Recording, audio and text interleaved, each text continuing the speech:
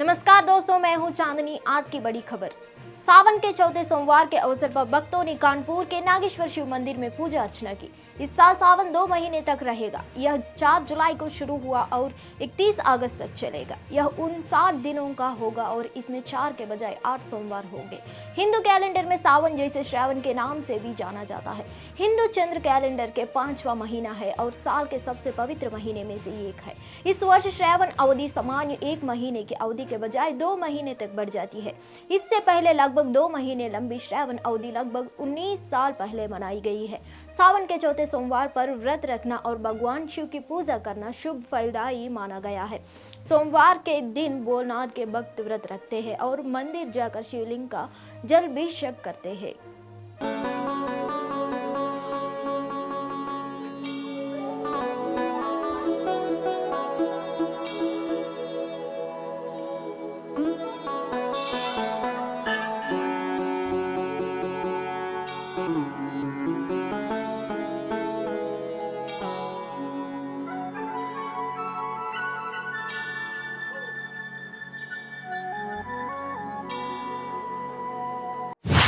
उज्जैन के महाकालेश्वर मंदिर में सावन महीने के चौथे सोमवार भगवान महाकाल का विधि विधान से पूजन किया गया। राजाधिराज भगवान महाकाल की बम आरती हुई, जिसमें देश भर के श्रद्धालु शामिल हुए।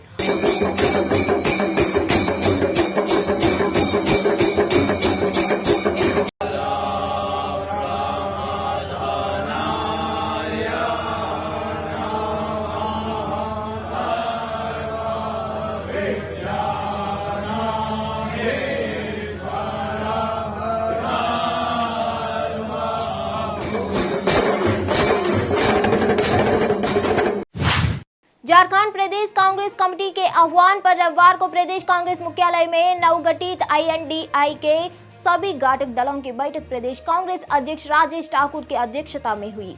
इसमें सर्वसम्मति से निर्णय लिया गया। मणिपुर में शर्मनाक घटना के खिलाफ मंगलवार 1 अगस्त को सभी जिला मुख्यालयों में उपायुक्त कार्यालय के समक्ष धरना दिया जाएगा तथा रांची में राजभवन का घेराव किया जाएगा। सभी उपायुक्तों एवं राजभवन से माध्यम से विपक्षी दलों की ओर से केंद्र सरकार के खिलाफ ज्ञापन भेजा जाएगा। बैठक में कांग्रेस विधायक दल के नेता आलमगीर आलम, जदयू प्रदेश अध्यक्ष संसद खीरू महतो, जम्मू के केंद्रीय महासचिव विनोद पांडेय समेत अन्य दलों के कई और नेता मौजूद थे। राजभवन घेराव कार्यक्रम में सभी दलों के प्रतिनिधि जुटेंगे और यहां से राष्ट्रपति के नाम ज्ञापन सौंपा जाएगा। आज पहली बैठक में हम लोगों ने निर्णय लिया कि हर जो लड़ाई है जो केंद्र सरकार के दमन के खिलाफ मजबूती के साथ लड़नी है। और जो मणिपुर की घटना को सबसे पहले हमने लिया है कि मणिपुर में जो घटना हुई है उसको लेकर के हम राजभवन पर 1 अगस्त को धरना देंगे, सभी दल मिलकर के। साथ ही साथ सभी जिलों में धरना दिया जाएगा और राष्ट्रपति महोदया के नाम ज्ञापन दिया जाएगा उपायुक्त के माध्यम से। और इस बात को लेकर के हम लोग चुप नहीं बैठेंगे, लगातार संघर्ष का जो रास्ता है उसको अपनाने का काम करेंगे। सभी लोगों ने सहमति दी है और कहा है कि इस लड़ाई को मजबूती से लड़ना है। जो भी केंद्र सरकार की निकम्मी सरकार है उसके खिलाफ एक जो हम लोग कर सकते हैं वो हमको करना है। बिल्कुल, विधानसभा में भी प्रोटेस्ट होगा, सड़क पे भी होगा, सदन में भी होगा। आपने देखा है जिस दिन मणिपुर की घटना सामने आई थी उसी दिन हम लोगों ने पूरे प्रदेश में प्रधानमंत्री और अमित शाह जी का पुतला जल दहन किया था, क्योंकि कानून व्यवस्था का फेल्योर का मामला था। और जो डबल इंजन की सरकार की ये लोग दावा करते हैं, उस डबल इंजन सरकार में इस तरह की बातें हो रही है। तो हम लोगों ने पहले वो किया, उसके बाद आपने देखा कि हम लोगों ने धरना भी देने का काम किया और फिर से एक बार महाधरना हम लोग करने जा रहे हैं। सभी इंडिया के जो गठबंधन साथी हैं, गठबंधन के सभी लोग मिलकर के करेंगे। हिमाचल प्रदेश के पूर्व मुख्यमंत्री जयराम ठाकुर ने रविवार को राज्य में बारिश से हुए नुकसान को लेकर राज्य सरकार पर निशाना साधा। उन्होंने कहा कि 15 दिन से अधिक समय बीत चुके हैं, लेकिन अभी तक संडले के बहाल नहीं हो पाई। ठाकुर ने कहा, जब हमारी सरकार थी तो ऐसी नहीं था कि बारिश नहीं होती थी या बाढ़ से कोई नुकसान नहीं होता था, लेकिन 3 दिन के अंदर राज्य की सड़कें बहाल हो जाती थी। लेकिन अब 15 दिन से ज्यादा समय बीत चुका है और सड़कें अभी भी बहाल नहीं हुई है। हिमाचल के पूर्व सीएम ने कहा, बाढ़ ने राज्य के लोगों को बहुत नुकसान पहुंचा है। यहाँ की सड़कें सबसे ज्यादा प्रभावित हुई है। सेब का मौसम अपना चरम पर है, फिर भी सड़क पर बहाल नहीं की गई है। विशेष रूप से हिमाचल प्रदेश के पूर्व मुख्यमंत्री और विपक्ष के नेता जयराम ठाकुर ने रविवार को पहाड़ी राज्य में शिमला जिले के बारिश और बाढ़ प्रभावित क्षेत्रों का दौरा किया। हमारी गवर्नमेंट जब थी, ये उस वक्त भी ऐसा नहीं है कि बरसात नहीं आई, उस वक्त ऐसा नहीं है कि बाढ़ नहीं आई, नुकसान नहीं हुआ, नुकसान हुआ, लेकिन 3 दिन के अंदर हिमाचल प्रदेश के जो मेजर जो रोड होते थे उनको हम खोल करके सुचारू रूप से हम संचालित कर देते थे, शुरू कर देते थे। यहाँ 15 दिन हो गए, 15 दिन से भी ज्यादा का वक्त हो गया, लेकिन अभी तक भी ये सारी सड़कें ठीक तरह से नहीं चल पाई। बहुत बड़े क्षति यहाँ पर बरसात के कारण हुई है, और खासतौर से पूरे हिमाचल प्रदेश में अगर एप्पल के किसी बेल्ट को हम कहते हैं कि सबसे बड़ी बेल्ट है, तो ये इलाका उसमें आता है। जी, मैं देख रहा हूँ कि निजी संपत्ति को, लोगों के घरों को भी नुकसान बहुत ज्यादा हुआ, बहुत सारे घर बह करके चले गए जी, और बहुत ज्यादा जो नुकसान हुआ वो सड़क को हुआ जी। और चिंता का विषय यह है कि एक तरफ सेब का सीजन पूरा पीक पर आ गया जी, सड़कें अभी तक रिस्टोर नहीं जी, जो लिंक रोड है वो सारे के सारे अभी तक बंद है, उस पर तो काम हुआ ही नहीं। लेकिन मेन रोड की अगर हम बात करें तो उस पर भी अभी तक स्थिति है कि बहुत ज्यादा काम उस पर शुरू नहीं हो पाया, जो चिंता का विषय है। और इस इलाके की एप्पल की इकोनॉमी सबसे बड़ी मदद करती है यहाँ के परिवारों को। राजस्थान के धार्मिक नेताओं ने राजस्थान के मुख्यमंत्री अशोक गहलोत से जयपुर में उनके आवास पर मुलाकात की। धार्मिक नेताओं ने सीएम से उनके स्वास्थ्य के बारे में पूछा। नेताओं ने कई उपहार देकर उनका स्वागत किया। सीएम अशोक गहलोत के पैरों में फ्रैक्चर है। शनिवार को हरिद्वार में एक बस पलटने से 11 यात्री घायल हो गए। बस नसीमाबाद से आ रही थी और हरिद्वार जा रही थी।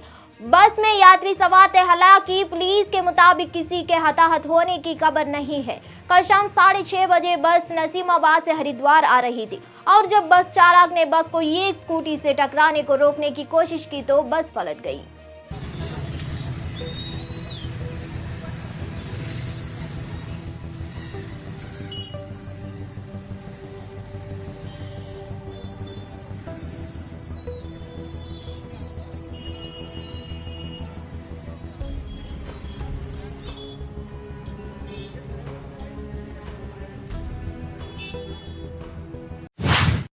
पंजाब के बठिंडा चंडीगढ़ हाईवे पर आज 5 कारों की आपस में भिड़ंत हो गई। एक के बाद एक कार आपस में टकराने से चकनाचूर हो गई। हादसे के कार सवार करीब 15 लोगों को चोटें आई है। हालांकि हादसे में किसी के हताहत होने की सूचना नहीं है। वही हादसे की वजह से कई घंटों तक जमा लग रहा, जिसे खुलवाने की कोशिश की जा रही है।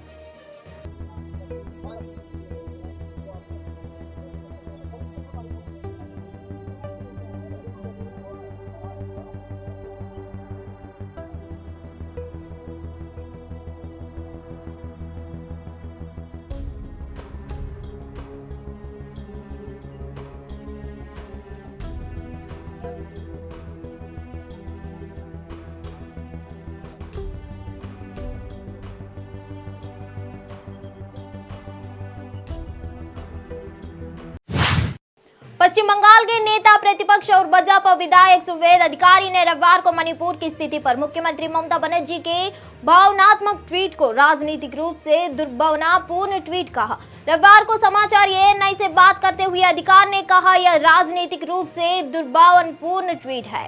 बंगाल के विपक्ष के नेता ने पंचायत चुनाव के दौरान हिंसा पर मुख्यमंत्री की निष्पक्षता पर भी सवाल उठाया। पश्चिम बंगाल के विपक्ष के नेता ने प्रधानमंत्री नरेंद्र मोदी के 10 साल की सरकार की सराहना करते हुए कहा कि उनके कार्यालय में कोई भी भ्रष्टाचार का आरोप नहीं लगा। ये पॉलिटिकली मैलाफाइड इंटेंशन, राजनीति से प्रेरित ट्वीट है। अपने प्रदेश में पंचायत चुनाव डिक्लेरेशन आज तक जितना भी हादसा वारदात हुआ, इसमें as a police minister, as a ruling party leader, as a chief minister, उनकी कोई इसको अंकुश लगाने के लिए कोई उनकी एडमिनिस्ट्रेशन का कोई कार्रवाई नहीं है। इसलिए ये जो ट्वीट आया है ये सज्जा सुन, ये जो ट्वीट आया है ये ट्वीट पूरा पॉलिटिकली मैलाफाइड इंटेंशन लेकर आया है। ये मोदी जी को हटाने के लिए उसका पास कुछ साधन नहीं है। ये मोदी जी का सरकार 10 साल होने वाला है, कुछ महीने बाकी है, एक भी करप्शन का इल्जाम नहीं है। इतना काम मोदी जी का लीडरशिप में हुआ है। हमारी देश का फाइनेंशियल स्ट्रक्चर इतना मजबूत हुआ है। कोविड के दौरान वैक्सीनेशन से लेकर इतना अच्छा काम जो दूसरा रिच कंट्री भी, मॉडर्न कंट्री भी नहीं कर सका। इसलिए इसका पास कोई साधन नहीं है। वो जो मुजाहिदीन, इंडियन मुजाहिदीन वालों ने जो बनाई है नया गुट भ्रष्टाचारियों का गठबंधन, उसमें कोई साधन नहीं है। इसलिए मणिपुर को ये लोग जिंदा रखना चाहती है, इसमें दूसरा कोई उसका। हिमाचल प्रदेश के पूर्व मुख्यमंत्री और विपक्ष के नेता जयराम ठाकुर ने रविवार को पहाड़ी राज्य के शिमला जिले के बारिश और बाढ़ प्रभावित इलाकों का दौरा किया। हिमाचल प्रदेश के मंत्री ने बाढ़ प्रभावित जिलों का ग्रामीण कोटखाई, जुब्बल और रेहारू हिस्सों का दौरा किया, जो शिमला सेब उत्पादन का केंद्र भी है। राज्य आपदा प्रबंधन प्राधिकरण ने शनिवार को कहा कि 24 जून को हिमाचल प्रदेश में दस्तक देने के बाद से मानसून से अब तक लोगों की जान ले ली है।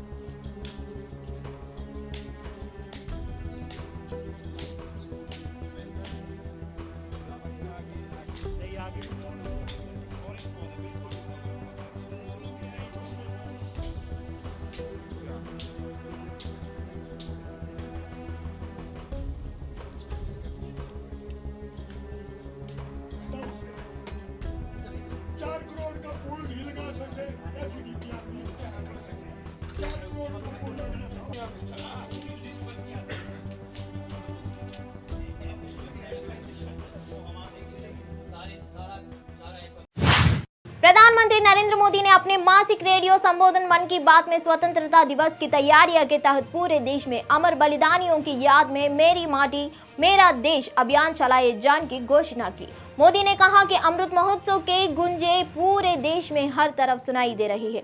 उन्होंने कहा कि 15 अगस्त निकट आ रहे हैं, ऐसे में पूरे देश में एक बड़ा अभियान शुरू किया जा रहा है। यह अभियान देश के बलिदान होने वाली वीर सपूतों के लिए है। इस अभियान के वीर बलिदानियों की स्मृति में लाखों ग्राम पंचायतों में विशेष शिलालेख स्थापित किया जाएगा। एक अमृत कलश यात्रा निकाली जाएगी।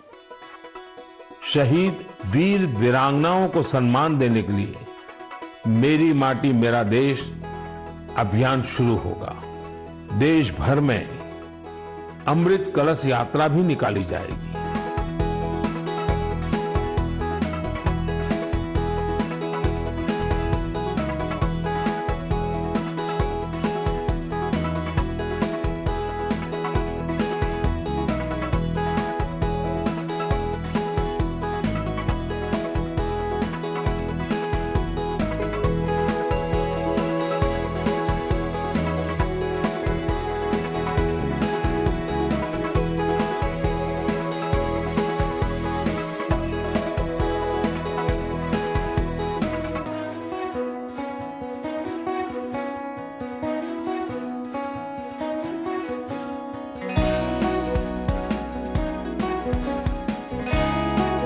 साथियों, आज जब देश में चारों तरफ अमृत महोत्सव की गूंज है, फिर मिलेंगे अगले खबर में।